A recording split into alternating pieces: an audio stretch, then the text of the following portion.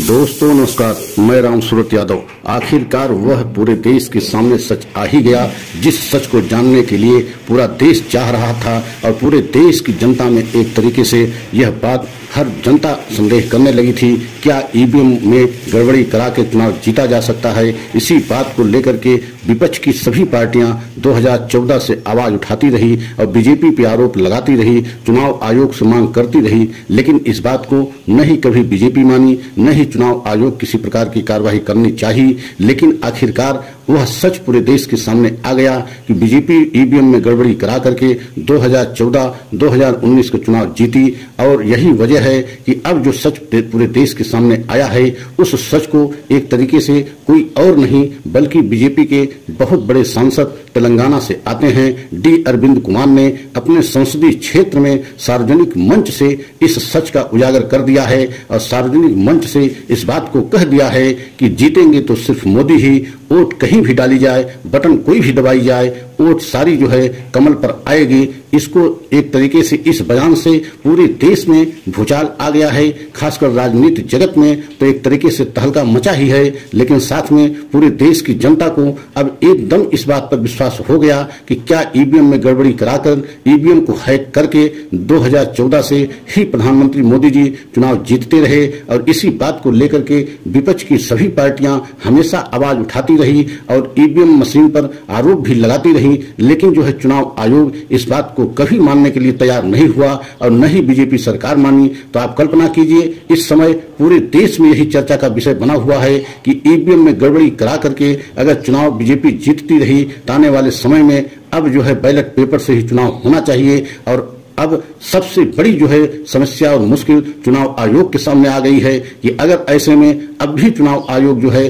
Ballot paper से चुनाव नहीं कराता है तो पूरे देश की जनता का एक तरीके से विश्वास चुनाव आयोग से उठ जाएगा, क्योंकि जिस तरीके से बीजेपी सांसद ने यह बहुत बड़ा खुलासा किया है और एक तरीके से पूरा सच पूरे देश के सामने ला दिया है, तो अब जो है किसी प्रकार की कोई गुंजाइश बचती नहीं है कि ईवीएम मशीन से अब भी चुनाव कराए जाएं। तो सबसे बड़ी इस समय समस्या और सबसे ज्यादा मुश्किल में चुनाव आयोग है। अब चुनाव आयोग के सामने अपनी जो है विश्वसनीयता साबित करने के लिए सिर्फ एक ही विकल्प बचा है कि बैलेट पेपर से आने वाले समय में सभी चुनाव कराए, तभी पूरे देश की जनता का विश्वास एक तरीके से चुनाव आयोग पर बना रहेगा। अगर ऐसा नहीं होता है तो एक तरीके से चुनाव आयोग भी पूरे देश की जनता की नजर में संदेह के दायरे में आ जाएगा और आ ही गया है। इस समय जिस तरीके से जो है बीजेपी सांसद के द्वारा इतना बड़ा खुलासा किया गया, वो भी सार्वजनिक मंच से इस बात को कहा गया कि जीतेंगे तो मोदी ही, मतलब वोट कहीं भी डाली जाए, बटन कोई भी दबाई जाए,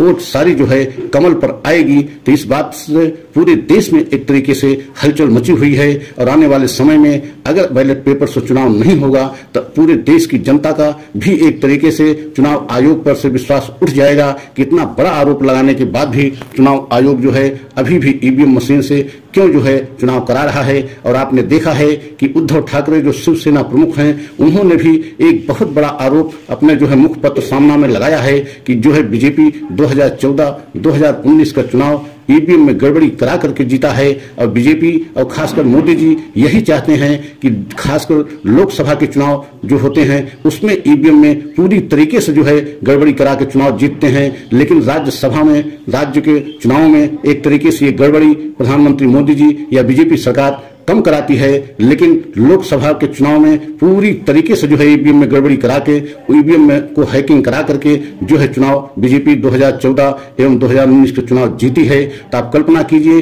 कितना बड़ा जो है आरोप जो है उद्धव ठाकरे द्वारा जो शिवसेना प्रमुख हैं उनके द्वारा लगाया गया कि बीजेपी के जो भी चुनाव लोकसभा के अब तक हुए हैं, मतलब 2014-2019, वह ईवीएम गड़बड़ी की वजह से जो है प्रधानमंत्री दोनों बार मोदी जी चुनाव जीते हैं। और यही वजह है कि राज्य के चुनाव में यह गड़बड़ी नहीं कराई जाती जिससे कि जो है विपक्ष की पार्टियां राज्यों में जीतती रहें और उसका जो है किसी तरीके से संदेह न जाए। सच्चाई ये है कि सारे अधिकार सारी शक्तियां केंद्र सरकार के पास होती हैं और यही वजह है कि उद्धव ठाकरे का यह आरोप लगाना कि बीजेपी सरकार और खासकर मोदी जी चाहते हैं कि देश में उनकी सरकार बनी रहे, राज्य की सरकार जब चाहेंगे तब हम ईडी और सीबीआई के डर दिखा करके तोड़ करके वहां अपनी सरकार बना लेंगे। और कई प्रदेशों में ऐसा हुआ भी आपने देखा है। 2014 से अब जब तक कई प्रदेशों में सीबीआई और ईडी का डर दिखा करके वहां की चुनी हुई सरकार को तोड़ करके बीजेपी अपनी सरकार बना भी लिया, और यही आरोप उद्धव ठाकरे जो है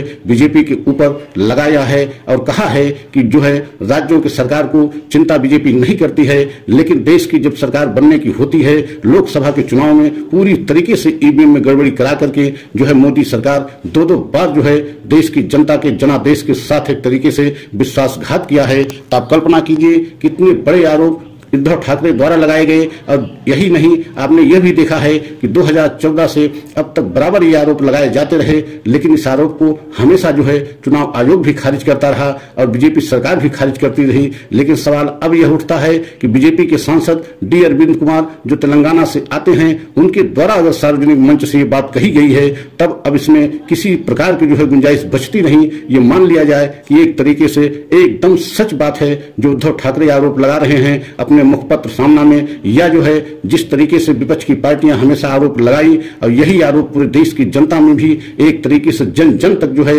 इस बात की एक चर्चा होने लगी कि क्या ईवीएम में गड़बड़ी करा करके बीजेपी सरकार दो बार चुनाव जीती है। और इसी बात को लेकर के अब पूरे देश में ये सवाल उठ रहे हैं कि आने वाले समय में अगर ईवीएम से ही चुनाव हुआ तो बीजेपी को हराना एकदम असंभव है, क्योंकि जिस तरीके से आरोप लगाए गए हैं और जिस तरीके से जो है बीजेपी के ही सांसद इस बात को सार्वजनिक मंच से कहा है, इसका मतलब है कि ईवीएम मशीन से चुनाव होने पर बीजेपी को हराना असंभव नहीं बल्कि नामुमकिन है। और यही वजह है कि कितनी भी ताकत विपक्ष की बन जाए, कितनी भी ताकत जो है विपक्ष के गठबंधन की और मजबूत हो जाए, अगर ईवीएम मशीन से चुनाव होता है तो बीजेपी को हराना संभव नहीं है। और यही वजह है कि अब पूरे देश में यह मांग एक तरीके से उठने लगी है कि आने वाले सभी जो है चुनाव बैलेट पेपर से हों। अगर ऐसा नहीं होता है तो ये माना जाएगा कि चुनाव आयोग एवं बीजेपी की मिली भगत है। और यही आरोप जो है उद्धव ठाकरे ने भी स्पष्ट तौर से लगाया है कि चुनाव आयोग एक तरीके से कठपुतली की तरीके से बीजेपी सरकार के काम कर रही है।